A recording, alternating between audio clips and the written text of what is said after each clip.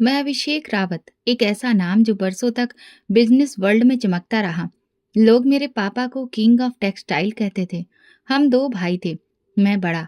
पापा की हमेशा से यही इच्छा रही कि मैं पढ़ लिख कर उनके साथ बिजनेस में हाथ बटाऊं।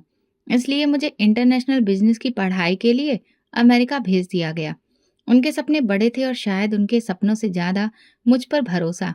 पढ़ाई पूरी हुई, डिग्री हाथ में आई, लेकिन दिल में वापसी का कोई भी जज्बा नहीं था। मैं वापस नहीं आना चाहता था। मुझे इंडिया से मोहब्बत नहीं थी। वहाँ की धूल, शोर, तंगहाली, सोच सब कुछ मुझसे मेल नहीं खाता था। मैं न्यूयॉर्क की सड़कों पर अपनी मर्जी से चलता था, अपनी दुनिया में रहता था। मेरे आसपास कोई रोकने वाला नहीं था, कोई सवाल करने वाला नहीं। ये सब कुछ मेरे हिसाब से था। एक दिन अचानक अरमान का फोन आया, मेरे बचपन का जिगरी दोस्त। उसकी आवाज में खुशी छुपी हुई थी। भाई, मेरी शादी की डेट फिक्स हो गई है। 15 को मेहंदी है और बारात 17 को। तू नहीं आया तो मैं नाराज हो जाऊंगा। मैं हंसकर बोला, यार तू तो जानता है मैं ऐसे फंक्शंस में आने से बचता हूँ। उसने जवाब दिया, तो क्या तू मेरे लिए नहीं आएगा? वादा कर। मैंने वादा कर लिया। दिल में कुछ नमी थी। उसके लिए बचपन के वो दिन याद आ गए जब हम दोनों साइकिल लेकर पूरे मोहल्ले में घूमा करते थे। दूसरी तरफ पापा की तबीयत बिगड़ती जा रही थी। फोन पर माँ की आवाज सुनकर दिल हिल जाता। बेटा, तुम्हारे पापा बार बार तुम्हें याद कर रहे हैं। बिजनेस अब अकेले तुम्हारे भाई के बस का काम नहीं रहा। पापा से फोन पर बात हुई। उन्होंने बस इतना कहा, वापस आ जाओ अभिषेक, अब वक्त है कि तुम हमारी उम्मीदों का सहारा बनो। उनकी ये लाइन मेरे दिल में तीर की तरह लगी। मैं जानता था कि वो बीमार हैं और मेरा बार बार इनकार करना शायद उन्हें तोड़ देगा। मैं वापस आ गया। दिल्ली एयरपोर्ट पर कदम रखा तो एक अजीब सी हलचल, मिट्टी की, धुएं की, जिंदगी की। माँ, भाई, चाचा सब एयरपोर्ट पर थे। माँ की आंखों में आंसू थे, भाई की आंखों में शिकायत और चाचा के चेहरे पर वही पुरानी मुस्कान। सब मुझे लेकर सीधे घर आ गए। माँ ने गले लगाकर कहा, बस अब तू आ गया है, सब ठीक हो जाएगा। मैं खामोश रहा। मेरे लिए ये वापसी बस एक मजबूरी थी। 2 दिन गुजरे, घर में हर वक्त शादी की बातें हो रही थी। बुआ, मौसी, मामा सबने एक ही राय दी, अभिषेक अब तुम भी शादी कर लो, तुम्हारी उम्र हो गई है। मैं बस मुस्कुराकर रह जाता। दिल में कहता, मुझे शादी नहीं करनी। कभी किसी लड़की को देखकर वो कशिश महसूस ही नहीं हुई जो बाकी सबको होती है। शायद इसलिए कि मेरे इरादे कुछ और ही हैं। मेरे जैसे इंसान को कोई खास चाहिए, और खास यहाँ कहाँ। मेहंदी में 2 दिन बाकी थे। अरमान ने खास तौर पर कहा था कि मेहंदी में जरूर आना। मैंने कहा, ठीक है भाई, जरूर आऊंगा। उन 2 दिनों में घर वालों ने मुझे सिखाया कि मेहमानों से कैसे पेश आना है। बिजनेस की फाइलें दिखाई और पापा ने तो यहाँ तक कह दिया कि अब तुम्हें कंपनी के बोर्ड में बैठना है।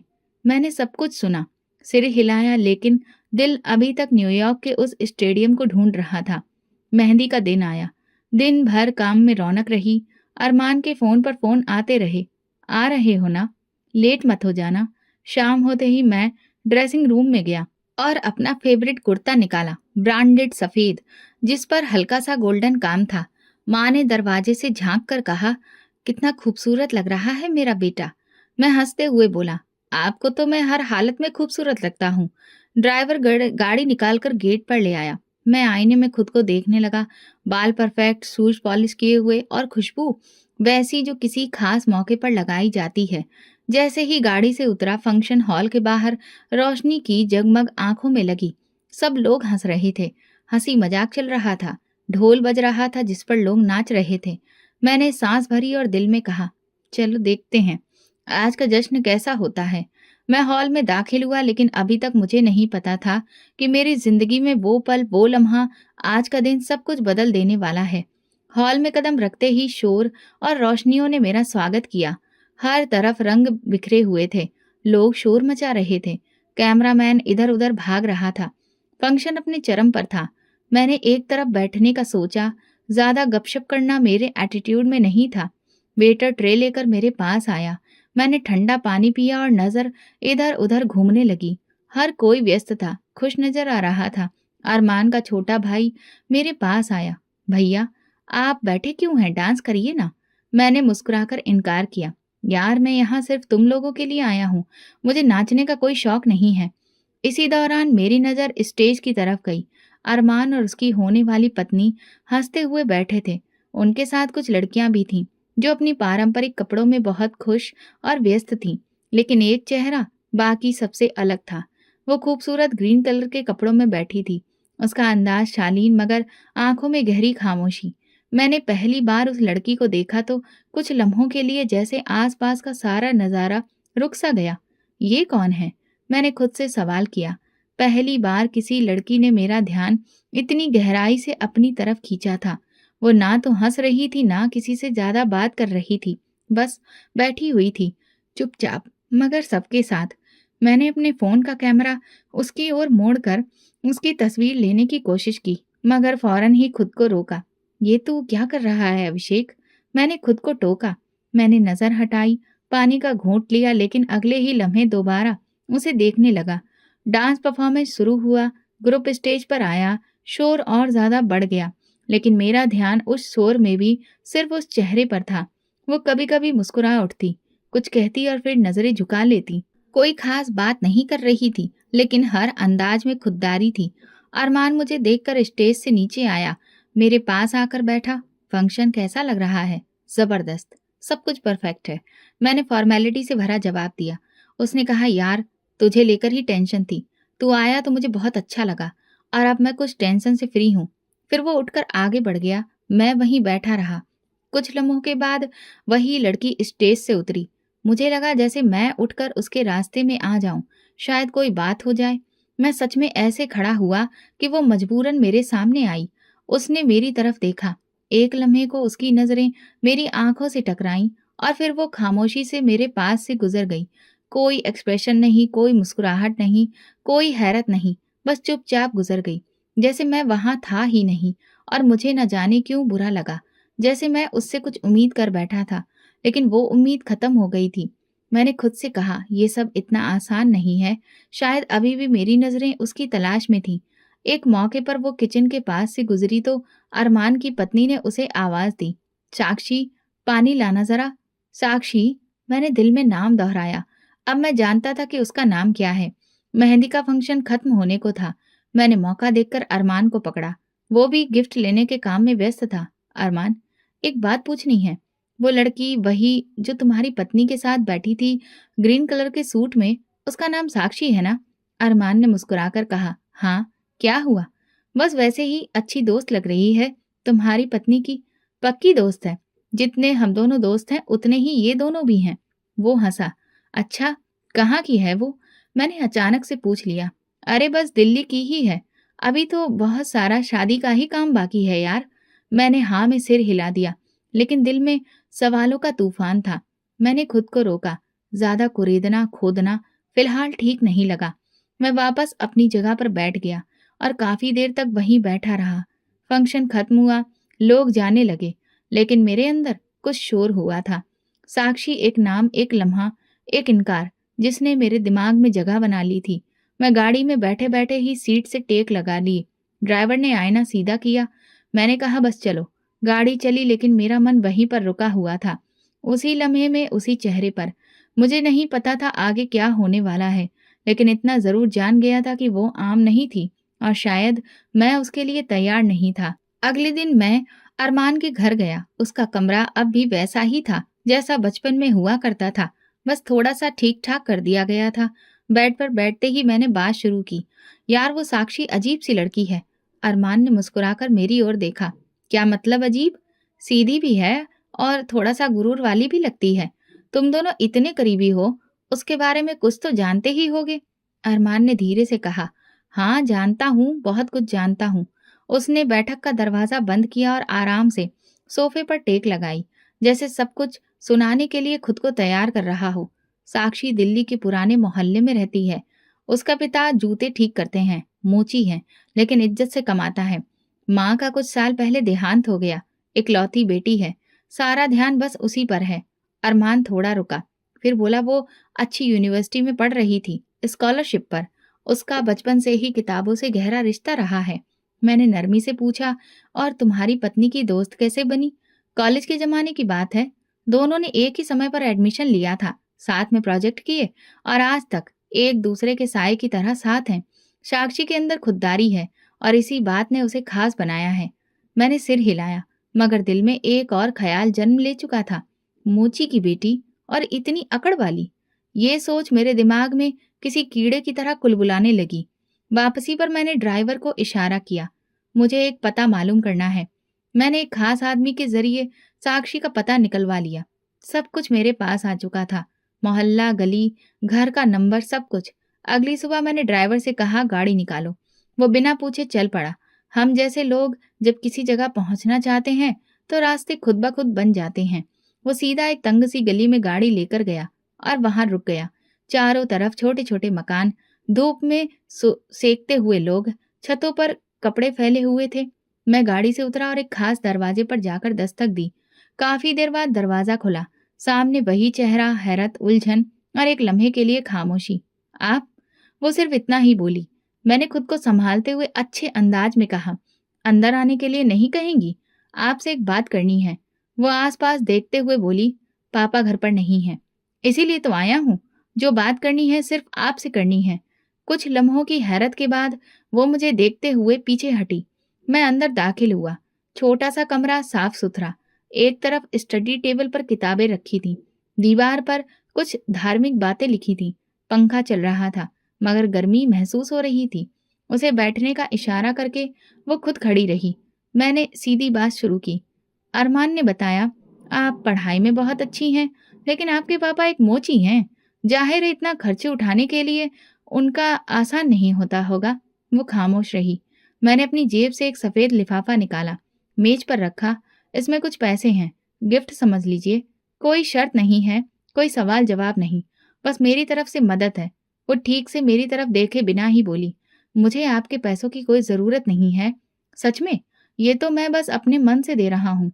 मेरे पापा गरीब ज़रूर हैं, लेकिन इज्जत से कमाते हैं और मेरी पढ़ाई का खर्चा भी वही उठा रहे हैं। मैं किसी भी गैर मर्द की मदद को अपने लिए सही नहीं समझती। मैंने दोबारा लिफाफा उसकी तरफ सरकाया।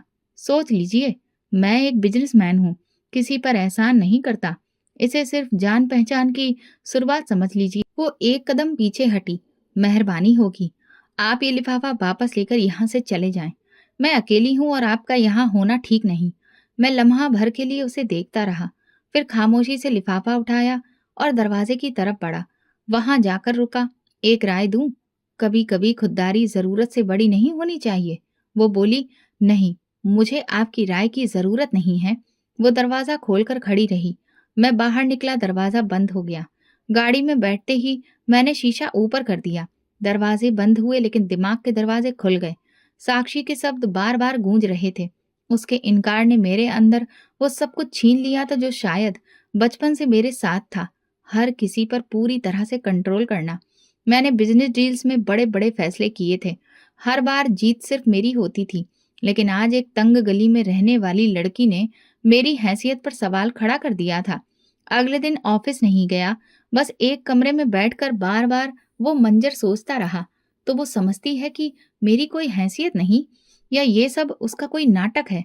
मैंने अपने खास आदमी संजय को बुलाया। पता करो उसका रूटीन क्या है, कब कहाँ जाती है, उसके पापा कहाँ काम करते हैं, कब लौटते हैं। संजय ने सिर हिलाया। कल तक सारी रिपोर्ट आपके हाथ में होगी सर। अगले दिन जैसे ही संजय ऑफिस में दाखिल हुआ, मैंने घड़ी देखी। ठीक 10 बजे, मतलब पापा कहीं न कहीं काम पर होंगे। संजय ने बताया, उसके पिता बड़े चौक पर सड़क के किनारे काम करते हैं। उनके पास रोज पुराने ग्राहक आते हैं, छतरी लगाकर जूतों की मरम्मत करते हैं। ज्यादातर समय वहीं रहते हैं। मैंने कहा, एक काम करो, गाड़ी तैयार रखो, शाम को बड़े चौक जाना है। शाम 4:30 बजे मैं गाड़ी में बैठा संजय के साथ। मैंने काले शीशे लगवा रखे थे ताकि पहचान ना हो सके। वहां वही नजारा था जैसा मुझे बताया गया था। एक ठीक ठाक उम्र का इंसान झुककर काम कर रहा था। चेहरे पर मेहनत का रंग था, मगर अकेलापन और खामोशी भी। मैंने खुद को कुछ पल रोका, लेकिन फिर एक अजीब ख्याल आया। अगर ये इंसान कुछ दिन काम ना कर सके तो साक्षी मजबूर हो जाएगी।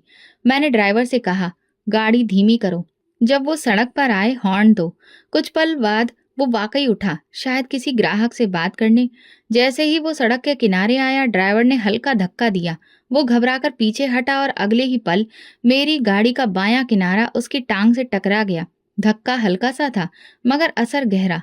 लोग दौड़े, शोर मच गया। मैं तुरंत पीछे की सीट पर झुक गया। संजय ने हालात संभाल लिए। बस हल्की चोट है, फिक्र मत कीजिए, अस्पताल ले जा रहे हैं। हमने पास के अस्पताल में उन्हें भर्ती करवा दिया। मैं मौके से गायब हो गया, लेकिन संजय वहीं रहा। डॉक्टर को हिदायत दे दी गई थी कि किसी भी तरह की कमी नहीं होनी चाहिए। पैसों की कोई परवाह नहीं, सारे खर्चे मैं उठाऊंगा। इस बात से मैंने खुद को मसीहा बना लिया था, एक हमदर्द, एक मददगार। रात को संजय ने रिपोर्ट दी। सर, साक्षी अस्पताल आई थी, रो रही थी, परेशान थी। हमने बताया कि कोई खास आदमी उनके पापा का इलाज करवा रहा है। वो बार बार पूछती रही कि वो कौन है। मैंने कहा ठीक है, अगली बार पूछे तो बताना। अभिषेक रावत। 2 दिन बाद मैं खुद अस्पताल पहुंचा। सफेद कमीज और ब्लू जीन्स पहने, धूप का चश्मा लगाए, हाथ में फूलों का गुलदस्ता। रिसेप्शन में मैंने साक्षी के पापा का रूम नंबर पूछा। नर्स ने बताया कमरा नंबर 6, लेकिन अभी वहां उनकी बेटी है, इसलिए आप वहां जा सकते हैं। मैं धीरे से कमरे की तरफ गया। दरवाजा थोड़ा खुला हुआ था। साक्षी अंदर कुर्सी पर बैठी थी और उसके पापा बेहोशी में लेटे हुए थे। मैंने दरवाजे पर दस्तक दी। उसने पलट कर देखा। आप? मैं मुस्कुराकर अंदर आया। बस हालचाल लेने आया था। सुना था आपके पापा जख्मी हो गए हैं। मुझे बहुत अफसोस है। वो सीधी खड़ी हो गई। आप यहाँ क्यों आए हैं? जो कुछ हुआ इत्तेफाक था, लेकिन मैंने सोचा कि किसी तरीके से आपकी मदद कर सकूं, तो क्यों ना करूं। वो पलट कर खुद को देखने लगी। आपने ही इलाज के सारे पैसे दिए? जी। क्योंकि मुझे लगा कि आपको इस वक्त किसी का साथ चाहिए। वो लम्हा भर को चुप रही, फिर बोली, क्या आपको हर चीज में अधिकार चाहिए? नहीं, मैं तो सिर्फ मदद करना चाहता हूँ। मदद वो होती है जो वक्त पर खामोशी से दी जाए। एहसान जताने की जरूरत नहीं होती। मैंने गुलदस्ता उसकी तरफ बढ़ाया, लेकिन उसने नहीं लिया। ये भी रख लीजिए, और शायद अगली बार आपकी यहाँ आने की जरूरत ना पड़े। मैंने नरमी से कहा, आप मुझे हमेशा एक ही नजर से क्यों देखती हैं? उसका जवाब ठंडा था, क्योंकि आप हमेशा एक ही अंदाज से आते हैं। मैं खामोशी से पलट गया, दरवाजा बंद किया और दिल में सोचता रहा, ये लड़की है या आईना? मेरी हर हरकत को समझ जाती है। गाड़ी में बैठा तो संजय ने पूछा, कुछ हुआ सर? मैंने नजर झुकी रखी, नहीं, लेकिन कुछ होना अभी बाकी है। 3 दिन तक साक्षी की कोई खबर नहीं मिली। ना अस्पताल से कॉल आया, ना किसी और तरह की सूचना। मैं भी खामोशी ओढ़ ली। जानता था कि मजबूरी हर दरवाजा खटखटाती है। बस वक्त का इंतजार था। चौथे दिन दोपहर में फोन बजा। अनजान नंबर था। कॉल उठाई तो दूसरी तरफ वही आवाज थी, थकी हुई मगर साफ। मुझे आपसे एक बात करनी है। मैंने जानबूझकर लापरवाही से कहा। ऑर्डर करिए मैडम। मैं आपकी मदद नहीं लेना चाहती थी, लेकिन अब मैं मजबूर हूँ। डॉक्टर कह रहे हैं कि तुरंत ऑपरेशन करना है। रीढ़ की हड्डी में भी चोट है। मैं वक्त बर्बाद नहीं कर सकती। कितने पैसे चाहिए? 2 लाख से ऊपर। और कब तक चाहिए? आज शाम तक। एड्रेस वही है। ठीक है। मैंने फोन बंद किया। लम्हे भर को आंखें बंद की, जैसे कोई पुरानी जीत दोबारा से हासिल होने जा रही हो। शाम होते होते मैंने पैसे अरेंज कर अस्पताल भेज दिए, लेकिन ये काफी नहीं था। मैं जानता था कि उस वक्त वो जज्बाती और कमजोर है, और यही वो लम्हा था जिसे मैं काफी समय से ढूंढ रहा था। अगली रात मैं उसके घर गया। दरवाजा खटखटाया। वही मामूली सी रोशनी, वही खामोश माहौल। इस बार उसने तुरंत दरवाजा खोला। शायद मुझे आता देख लिया था। अंदर आ सकता हूँ? वो कुछ लम्हे रुकी, फिर पीछे हटी। आइए। मैं अंदर गया। दरवाजा बंद हुआ। कमरे में उसके पापा की दवाइयों की महक थी और कुछ तनाव। वो खामोशी से एक तरफ खड़ी रही। मैं धीरे से बोला, क्या आपने खुद को कभी शीशे में देखा है? उसने मेरी बात को नजरअंदाज किया। आप यहाँ क्यों आए हैं? पैसे अस्पताल पहुंच चुके हैं। Thank you. बस इतना ही? तो आप और क्या सुनना चाहते हैं? कम से कम ये कि आप अब समझ चुकी हैं कि दुनिया कैसे चलती है। मुझे नहीं पता दुनिया कैसे चलती है, लेकिन मैं जानती हूँ कि इज्जत कैसे बचाई जाती है। मैं उसके पास गया और उसकी बाजू पकड़ ली। इतनी भी क्या जल्दी है? तुम्हारे बाप के इलाज के लिए इतने पैसे दिए हैं, कुछ तो हिसाब बराबर कर दो। वो एक कदम पीछे हटी, आंखों में नफरत, चेहरे पर गुस्सा। मेरा हाथ छोड़ दीजिए, वरना। वरना क्या? वरना तुम्हें अपना चेहरा देखने के भी काबिल नहीं छोड़ूंगी। मेरे लहजे में गुरूर था। मैंने तुम पर एहसान किया, तुम्हें बचाया। तुम जैसे लोग कहाँ इतना डिजर्व करते हैं। अगले ही लम्हे उसने जोर से मेरे मुंह पर थूक दिया। शर्म आती है मुझे, तुम जैसे लोगों पर और तुम्हारे पैसों पर। मैं तुम्हें एक एक पैसा वापस करूंगी, लेकिन अपनी इज्जत का सौदा नहीं कर सकती। मैं कुछ पल दंग खड़ा रहा। ये थूक नहीं था, मेरे गुरूर पर चाबुक पड़ा था। तुम जानती हो मैं कौन हूँ? जानती हूँ। वो इंसान जो समझता है कि पैसे से सब कुछ खरीदा जा सकता है। लेकिन याद रखना, तुमने जिस इज्जत पर हाथ डाला है ना, वो तुम्हें खत्म कर देगी। तभी दरवाजा अचानक खुला। अरमान और उसकी पत्नी अंदर आए। शायद साक्षी ने खुद को संभाल लिया था। अरमान ने पूछा, ये सब क्या हो रहा है अभिषेक? मैं चुप रहा। मेरी हालत कुछ कहने की ही नहीं थी। अरमान आगे बढ़ा, ये यहाँ पर क्या हरकत है? साक्षी ने सिर्फ इतना कहा, ये इंसान मेरे घर जबरदस्ती आया है। अब आप ही फैसला करिए, ये कैसा दोस्त है? मैं बिना कुछ कहे वहां से निकल आया। दरवाजा पीछे से बंद हो गया। गाड़ी में बैठकर मैंने साइड मिरर में खुद को देखा। कुछ बदला हुआ सा लगा। देर रात फिर उसी बात के बारे में सोचता रहा जो जाते जाते उसने कहा था। मैं तुम्हें एक एक पैसा वापस करूंगी, लेकिन अपनी इज्जत का सौदा नहीं कर सकती। मुझे एहसास हो रहा था कि उसने जो किया वो सिर्फ वक्त की नजाकत नहीं थी, बल्कि एक फैसला था। मैंने अपनी मुट्ठियां बंद की और खुद से कहा, अगर तुम समझती हो कि ये तुम्हारी जीत है, तो फिर ये तुम्हारी बहुत बड़ी भूल है। मैंने फोन उठाया, संजय को कॉल किया। कल सुबह उसके बाप का पीछा करो, जहां जाए रिपोर्ट दो। और हाँ, इस बार खेल मेरे रूल्स पर होगा। फोन बंद किया और आखिरी बात मेरे होठों से निकली, मैं तुम्हें बर्बाद कर दूंगा। सुबह होते ही मैं गाड़ी में बैठा और सीधा साक्षी के घर की तरफ निकल पड़ा। कल रात जो कुछ हुआ वो मेरे लिए खुला चैलेंज था। मोहल्ले में दाखिल हुआ। कुछ लोग सड़क किनारे चाय पी रहे थे। उन्होंने गाड़ी को देखा, लेकिन पहचानने से इनकार कर रहे थे। मैं उतरकर सीधा उसी पुराने दरवाजे तक पहुंचा जो अब बंद था। वहां ताला लगा हुआ था। दरवाजे पर धूल जमी थी। पास की दीवार पर एक पुराना अखबार चिपका था। साफ था कि कई दिनों से कोई हलचल नहीं हुई। मैंने आसपास के घरों की बेल बजाना शुरू किया। एक बूढ़ी औरत बाहर आई। ये जो सामने मकान है, इसमें रहने वाले कहाँ गए? उसने ऊपर से नीचे तक मुझे देखा, फिर नजर चुरा कर बोली, पता नहीं बेटा, वहां ताला है। कब गए, किसके साथ गए, हमें कुछ नहीं पता। हमारा उनसे कोई खास रिश्ता नहीं था। मैंने दूसरे घर की बेल बजाई। ये नौजवान निकला। साक्षी जो यहाँ रहती थी, उसके बारे में कुछ पता है? हमें कुछ नहीं पता, हम तो किराएदार हैं। मैंने इशारे से ड्राइवर को बुलाया। संजय, मोहल्ले वालों को कुछ पता तो होगा, पता करो। किसी को चाय पिलाओ, किसी को नोट पकड़ाओ। संजय अगले 1 घंटे तक लोगों से बात करता रहा, लेकिन नतीजा वही, किसी को कुछ नहीं पता। जैसे सबने कसम खाई हो खामोश रहने की। शाम तक हम वहीं रहे। मैं बार बार उस ताले को देखता रहा, जैसे वो दरवाजा मुझे ताना दे रहा हो। अगले दिन मैंने शहर के कुछ बड़े लोगों से बात की। एक रिटायर्ड डीएसपी से मिला। वो कहने लगे, अगर कोई जानबूझकर गायब हो तो उसे ढूंढना आसान नहीं होता, खासकर जब वो सवालों से बचना जानता हो। मैंने पीछा नहीं छोड़ा। दिल्ली के हर अस्पताल, पुरानी बस्ती, नर्सिंग होम, यूनिवर्सिटी, स्कूल, हर जगह पूछताछ की।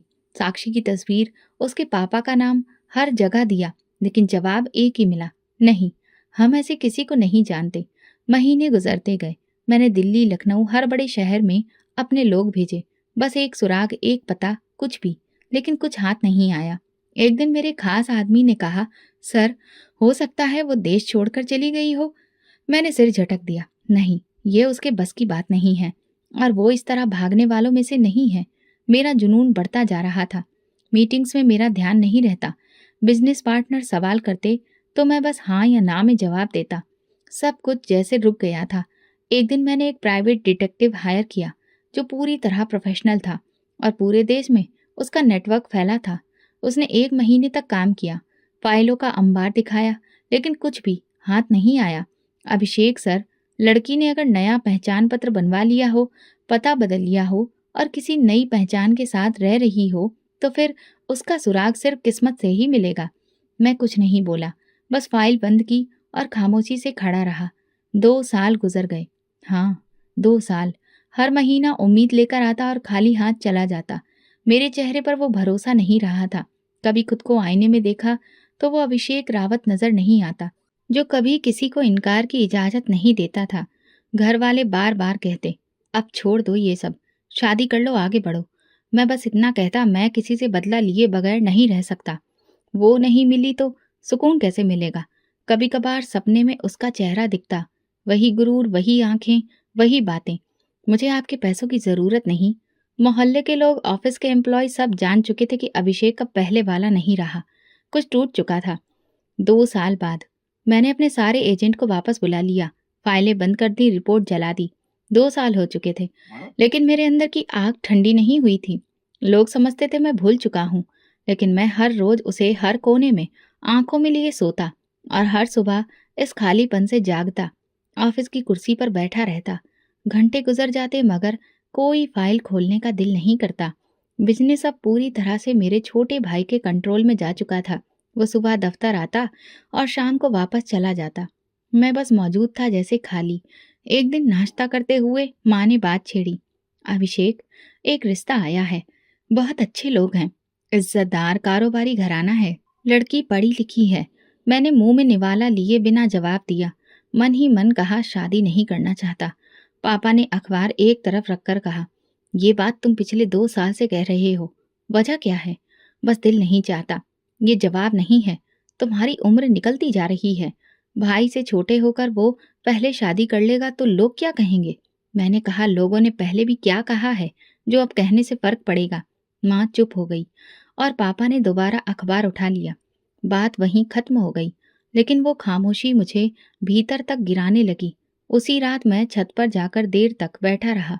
वही पुरानी आस, वही अधूरा इंतकाम। मैंने खुद से कहा, अभिषेक रावत हार नहीं मानता। अगर वो सामने नहीं आई तो क्या हुआ?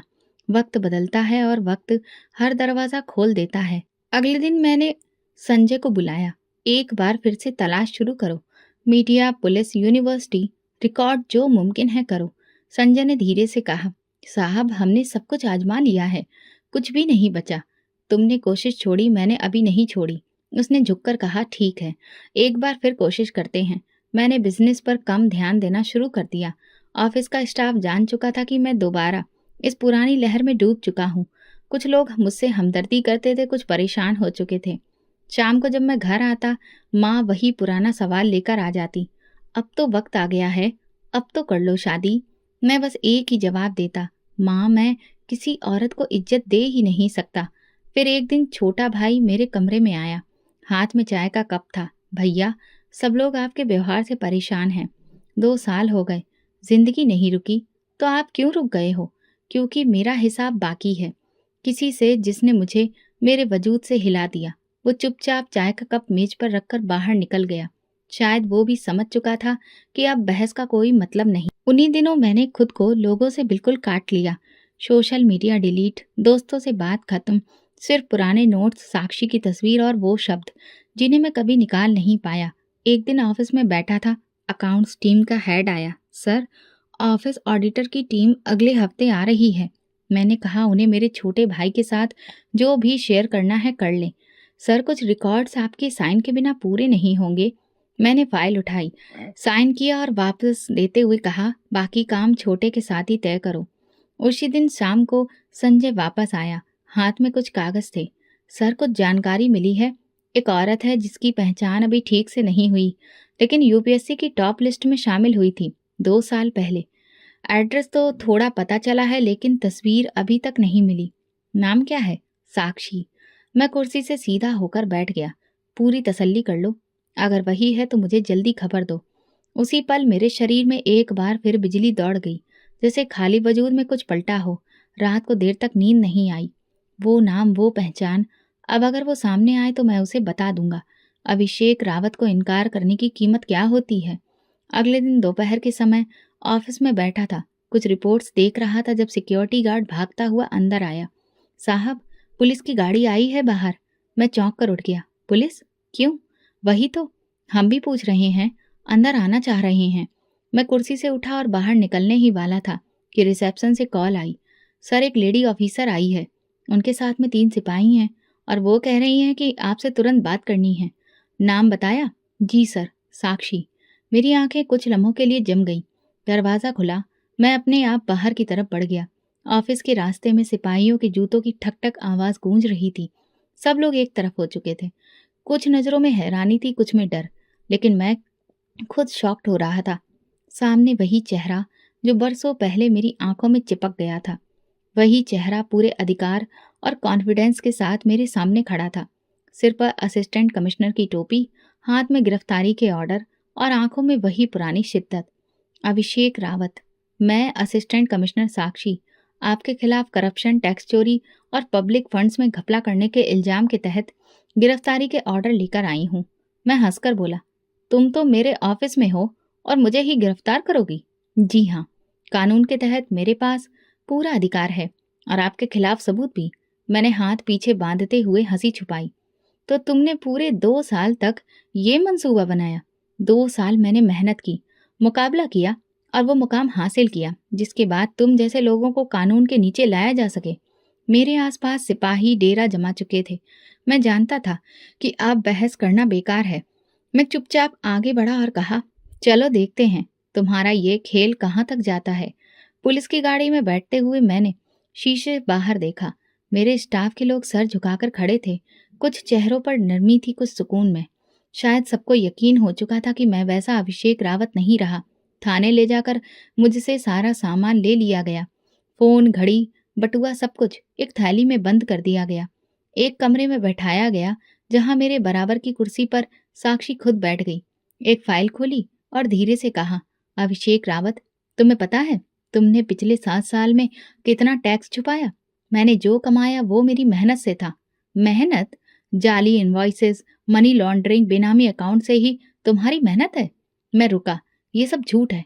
फैसला अदालत में होगा। मेरे पास सारे सबूत हैं। उसी वक्त एक पुलिस वाला कमरे में दाखिल हुआ। मैडम, मीडिया बाहर मौजूद है।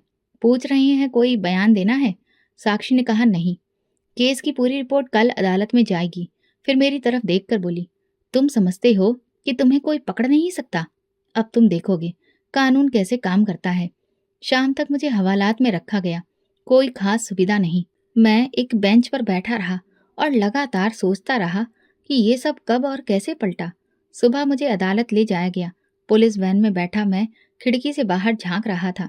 शहर का वही शोर, वही ट्रैफिक, लेकिन आज हर मंजर बेगाना लग रहा था। अदालत में मीडिया पहले से मौजूद थी। कमरे में मेरी तरफ माइक पकड़कर सवाल किए गए। अभिषेक रावत, आपने करप्शन किया? क्या आपने टैक्स चोरी की? मैंने कोई जवाब नहीं दिया। अदालत के अंदर जब मैंने अपने वकील को देखा तो वो तुरंत मेरे पास आया। सर, केस मजबूत है, हमें जमानत लेनी पड़ेगी वरना लंबी कार्रवाई में फंस सकते हैं। जज के सामने पेश किया गया। दूसरी तरफ से साक्षी खुद खड़ी थी। उसने पूरी फाइल, सबूत और गवाहों की लिस्ट पेश की। अदालत के सामने कंप्लीट रिपोर्ट है कि मुलजिम ने कारोबार में जाली दस्तावेज से फायदा उठाया, टैक्स नहीं दिया और गैर कानूनी तरीके से पैसे जमा किए। जज ने सुना, फाइल देखी और फैसला दिया। अपनी सफाई पेश करने के लिए 1 हफ्ते का वक्त दिया जाता है। मुलजिम को अदालत की डिमांड पर जेल भेजा जाएगा। अदालत के बाद मैं वापस वैन में बैठा, लेकिन इस बार दिल में अजीब सा सुकून था। शायद इसलिए कि अब मेरा दुश्मन मेरे सामने खड़ा था। अब लड़ाई साफ थी। खेल शुरू हुआ। जेल के कमरे में दाखिल होते वक्त मैंने आखिरी बार आसमान की तरफ देखा और खुद से कहा, अब देखते हैं साक्षी, तुम कितनी देर तक ये जंग जीत कर रखती हो। 1 हफ्ता बीता। अदालत के रास्ते में शोर ज्यादा था। मीडिया कैमरा के साथ हर कोई फुटेज ले रहा था और मैं हथकड़ियां पहने एक मुलजिम की तरह गार्ड्स के बीच में खड़ा था। अदालत के कमरों के दरवाजे खुले। मुझे अंदर ले जाया गया। जज अपनी जगह पर मौजूद था। साक्षी हमेशा की तरह पूरी तैयारी के साथ। मेरे वकील ने कान में कहा, आज कुछ गवाह पेश होने वाले हैं। अगर हमारी तरफ से कुछ नरमी नहीं दिखाई गई तो अदालत अपना फैसला सुना सकती है। मैंने कहा, सच आना चाहिए, चाहे किसी भी तरफ से आए। अदालत की कार्रवाई शुरू हुई। साक्षी ने फाइल खोली। आज मैं 2 गवाह पेश करूंगी जो मुलजिम के केस के दृष्टिकोण से अहम गवाह हैं। जज ने इजाजत दी। अदालत के कमरे में पहला आदमी दाखिल हुआ। मेरी नजर चौंक उठी। वो मेरा अपना ड्राइवर था, जिसे मैं सालों से सैलरी देता था, जिसके परिवार के प्रोग्राम में साथ बिताया। अब वो गवाही देने मेरे खिलाफ आया था। गीता की कसम खाइए कि आप सच बोलेंगे। जी बिल्कुल। साक्षी ने पहला सवाल किया, क्या आप अभिषेक रावत के पर्सनल ड्राइवर थे? जी, कई साल उनके साथ रहा। क्या आप उस दिन मौजूद थे जब साक्षी के पिता पर गाड़ी से टक्कर मारी गई थी? जी, मैं ही गाड़ी चला रहा था और अभिषेक साहब ने जानबूझकर टक्कर मारने को कहा था। अदालत में बातें होने लगी। मैंने नजरें नीचे रख लीं। वकील को सवाल जवाब की इजाजत मिली, मगर जवाब वही था, बदलने वाला नहीं था। और इस बार मेरी सांसें थम गईं। वो मेरा सगा भाई था समीर, वो जिसके लिए मैंने हमेशा अपने बाद वाली जगह संभाली, जिसके बचपन की हर जीत पूरी की।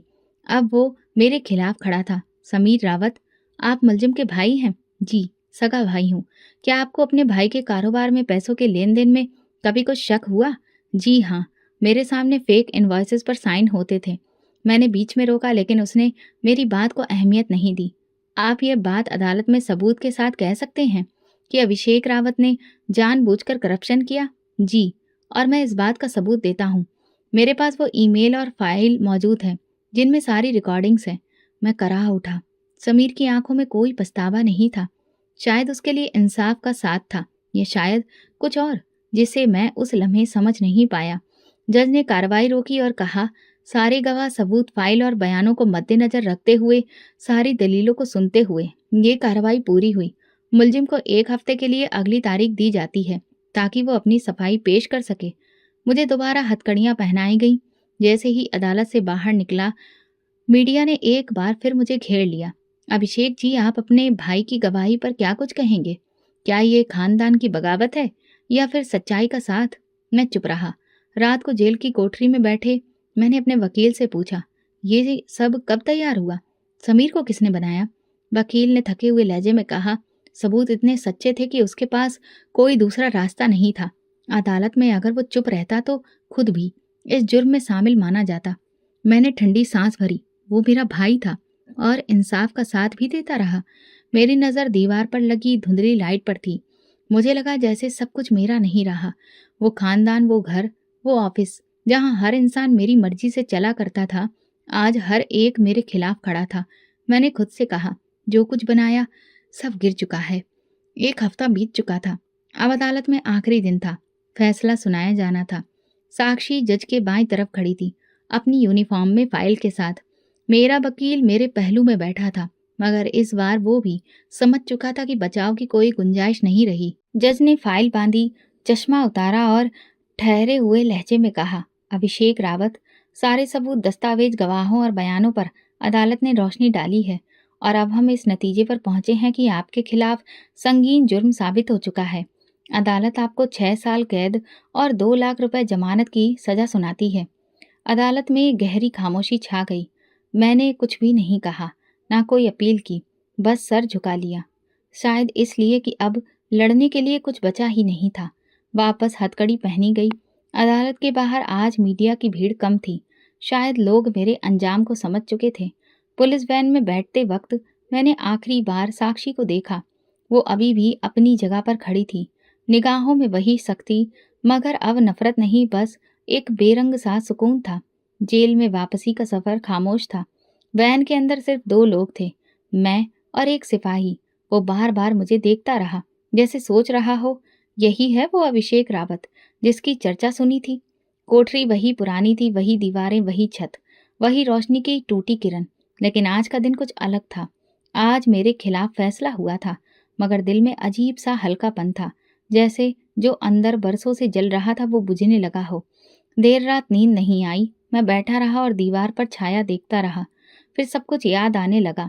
वो पहला लम्हा जब मैं साक्षी से मिला, वो लिफाफा, वो इनकार, वो थप्पड़ और फिर गिरफ्तारी। हर सीन जैसे कोई पुरानी फिल्म का रोल जो बार बार रीप्ले हो रहा था। अगले दिन जेल का रूटीन शुरू हुआ। कैदियों की लाइन, गिनती, खाने का वक्त, हर लम्हा मुझे बताता कि मैं वो इंसान नहीं रहा जो अपने ऑर्डर से दुनिया बदल देता था। कई दिन गुजर गए। मैंने बाहर का अखबार पढ़ना छोड़ दिया। कोई आने वाला नहीं था। फैमिली से मुलाकात का वक्त आया तो सिर्फ पापा आए। वे खामोशी से मेरे सामने बैठे, काफी देर तक कुछ बोले नहीं। आखिरकार उन्होंने कहा, तुमसे ये उम्मीद नहीं थी, लेकिन शायद यही तुम्हारी परवरिश का अंजाम है। मैंने धीरे से कहा, पापा, जो कुछ हुआ वो मेरी वजह से हुआ। आपने जो सिखाया उसे मैंने कभी माना ही नहीं। उन्होंने सिर हिलाया। साक्षी ठीक कहती थी, इंसान की असली कीमत उसकी नीयत से लगती है, ना कि उसके नाम से। मैंने पहली बार दिल से माना, पापा, वो लड़की मेरी जिद नहीं, मेरी जिंदगी बन चुकी है। मुलाकात खत्म हुई। मैं दोबारा कोठरी में वापस आया। अगले दिन मैंने जेल की छोटी सी लाइब्रेरी में जाने की बात की। पहली बार किताब खोली और खुद से सवाल किया, क्या वाकई जिंदगी इतनी छोटी होती है कि सिर्फ गुरूर में गुजारी जाए? महीने गुजरने लगे। मैंने लिखना शुरू किया, छोटे छोटे नोट्स अपनी जिंदगी के बारे में। फिर वही पेन बार बार पकड़ता। एक दिन जेल के कमरे में अकेला बैठा था। वहां एक पुराना कैलेंडर लगा था। मैंने तारीख देखी, वही दिन जब 2 साल पहले मैंने उसे खरीदने की कोशिश की थी। मैं उठा और वो पन्ना फाड़ा। उस पर लिखा, वो जीत गई। 6 महीने बीते और जेल अब इबादत बन गई थी। न जमानत की उम्मीद रखी, न कोई दरख्वास्त की। बस चुपचाप दिन गिनता रहा। एक दिन दोपहर को वार्डन आया, हाथ में फाइल थी। मेरे सामने आकर खड़ा हुआ। अभिषेक रावत, अदालत से आपकी जमानत मंजूर हो चुकी है। मैंने चौंक कर उसकी तरफ देखा। किसने फाइल जमा करवाई? आपके वकील का नाम दर्ज है, लेकिन जमानत की रकम आपके भाई के नाम से आई है। मैं चुप रहा। समीर, वही भाई जो मेरे खिलाफ गवाही दे चुका था, जो अदालत में मेरी सच्चाई सबके सामने लाया था, आज वही मुझे जेल से बाहर निकाल रहा था। कमरे से बाहर निकाला गया तो आसमान अजीब सा साफ लग रहा था। जेल के गेट से बाहर कदम रखा तो वही पुरानी गाड़ी मेरा इंतजार कर रही थी। संजय ड्राइवर सीट पर बैठा था। मैं पिछली सीट पर बैठा। किसने भेजा है? छोटे साहब ने, और कहा है कि आज रात शादी है और आपको जरूर आना है। मैंने खिड़की से बाहर देखा। शादी? उसने कुछ बताया नहीं? नहीं सर, लेकिन शादी के दिन ही जमानत। जैसे पहले से ही सब तय था। घर पहुंचते ही सीधा अपने कमरे में गया। सब बदला हुआ लग रहा था। अलमारी खोली, कपड़े वैसे ही रखे थे। एक ब्लैक कलर का सूट, सफेद शर्ट और टाई, सब एक बैग में। पर्ची पर लिखा था, ये पहन कर आना। आज तुम्हें मेहमान नहीं, भाई की हैसियत से आना है। समीर शाम को तैयार होकर निकला। गाड़ी पहले से इंतजार में थी। हॉल में दाखिल हुआ तो रोशनियों की चमक में हर चेहरा जगमगा रहा था। मैं आगे बढ़ रहा था, लेकिन मन भारी था। अरमान मिला, कहने लगा, अरे जेल की हवा ने तो तुम्हें और गंभीर कर दिया है। मैंने हंसकर कहा, कभी कभी बंद जगह सोच को खोल देती है। समीर बहुत खुश था। मैंने इधर उधर देखा, लेकिन दुल्हन का चेहरा अब तक छुपा था। शादी की तैयारियां हो चुकी थीं। पंडित जी आ गए थे और रस्में शुरू हुईं। फिर आखिर वो पल आया जब दुल्हन को स्टेज पर लाया गया। चेहरे पर घूंघट था। सब लोग तालियों से स्वागत कर रहे थे। दुल्हन ने जब अपना घूंघट उठाया तो मेरे कदम वहीं जम गए। वही चेहरा, वही आंखें, वही साक्षी। मेरे दिल की धड़कन एक लम्हे को रुक गई। वो नजर भरकर मुझे देख रही थी, लेकिन इस बार उसकी आंखों में हार नहीं थी, ना ही गुस्सा, बल्कि सुकून था। अरमान मेरे पास आया। क्या बात है, पत्थर क्यों बन गए? मैंने कहा, ये साक्षी है। तो अब पता चला? तुम्हारे भाई ने तुम्हें कुछ बताया नहीं? कुछ भी नहीं। अरमान ने कंधे पर हाथ रखा। शायद उसने तुम्हें बताना जरूरी नहीं समझा। रस्में खत्म हुई। लोग खाने में व्यस्त हो गए। मैं एक तरफ खड़ा रहा। समीर मेरे पास आया। कैसा लगा सरप्राइज? तुमने बताया क्यों नहीं? क्योंकि तुम अब वो इंसान नहीं रहे जो हर सच्चाई सुनने के काबिल थे। मैंने तुम्हें सच अदालत में दिखाया। आज हकीकत दिखा रहा हूँ। तुम जानते थे वो कौन है, फिर भी मैं जानता था वो क्या है। तुम्हें सिर्फ वही नजर आया जो तुम देखना चाहते थे, और तुमने उसे सहारा दिया। हाँ, क्योंकि वो टूटने के बाद भी अपने उसूलों पर कायम रही। वो इज्जतदार थी, मैंने उसे इज्जत दी। मैं चुप रहा। अब कोई दलील मेरे पास नहीं थी। साक्षी अब मेरी भाभी थी, मेरे अपने ही घर में, मेरे सामने, और फिर भी मुझसे कहीं ज्यादा ऊंचाई पर। रात को जब घर वापस आया, हॉल में पापा बैठे थे। उन्होंने मुझे बुलाया, बैठो। मैं बैठ गया। तुम्हें आज सब कुछ समझ आ गया होगा।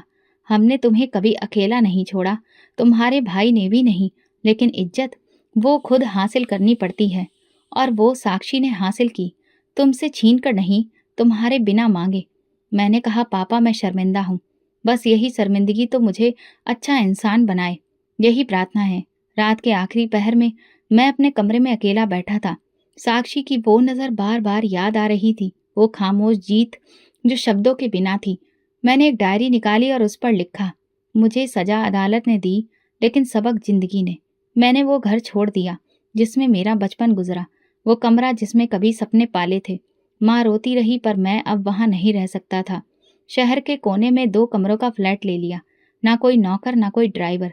सुबह की चाय खुद बनाता, रात को बिस्तर खुद बिछाता। उन दिनों में बहुत कुछ सीख रहा था। खामोशी से जीने का हुनर, खुद से बात करने की आदत, और अतीत से नजर चुराने का सलीका। अक्सर रात को नींद नहीं आती तो छत पर चला जाता। वही आसमान, वही सितारे, लेकिन अब वो रोशनी नहीं दिखाई देती जो कभी नजरों में होती थी। अब सब धुंधला अधूरा लगता। कभी कभी पापा का या समीर का फोन आता। वे अभी भी चाहते हैं कि मैं वापस आ जाऊं, सब कुछ पहले जैसा हो जाए। लेकिन मैं जानता हूं कुछ चीजें पलट कर नहीं आती। एक दिन समीर मिलने आया, फिर बोला, अब तो सब कुछ ठीक है, साक्षी तुमसे कुछ नहीं कहती, तुम्हें अतीत में नहीं घसीटती, तो तुम कब तक खुद को सजा देते रहोगे। मैंने कहा, सजा वो होती है जो दूसरा दे, मैं तो खुद अपने कर्मों को भुगत रहा हूँ। मैंने इज्जत खो दी और अब इज्जत ने मुझे ठुकरा दिया है। समीर चलते हुए बोला, कभी वक्त मिले तो घर आ जाना, माँ अभी भी रोज तुम्हारा इंतजार करती है। मैं कुछ नहीं बोला, वो चला गया। मैं कुर्सी पर बैठा रहा। एक पुरानी बात दिमाग में गूंजने लगी। जिसे तुमने कमतर समझा वही आज सबसे ऊंचाई पर खड़ी है। कभी कभी अखबार में साक्षी की तस्वीर देख लेता, कभी किसी कार्यक्रम में साइन करते हुए, तो कभी किसी स्कूल का संचालन करते हुए। तस्वीर के नीचे सुर्खियां होती, संजीदा, आत्मविश्वास से भरी और निडर लेडी ऑफिसर। ये वे शब्द हैं जो मैं कभी समझ नहीं सका। अब मैंने लिखना शुरू किया अपनी जिंदगी, अपने फैसले, अपनी गलतियों पर। शायद कभी किसी और के लिए सबक बन सके। सच्चाई हमेशा साधारण होती है, बस उसे स्वीकार करना मुश्किल होता है। एक दिन दफ्तर की पुरानी डायरी निकाली। उसमें वो तारीख लिखी थी जब मैंने पहली बार साक्षी से मिलने की कोशिश की थी, उसे पाने के लिए। मैंने उस पर लिखा, ये दुनिया का इंसाफ है, जो दूसरों की इज्जत से खेलता है वो आखिरकार खुद तमाशा बन जाता है। तो दोस्तों, अगर आपको हमारी कहानी पसंद आई हो तो कमेंट करके ज़रूर बताएं। वीडियो को लाइक करें और ज़्यादा से ज़्यादा शेयर करें। अगर आप इस चैनल पर नए हैं तो सब्सक्राइब जरूर करें और नोटिफिकेशन बेल को दबा दें ताकि अगली अपडेट सबसे पहले आपको मिले। धन्यवाद।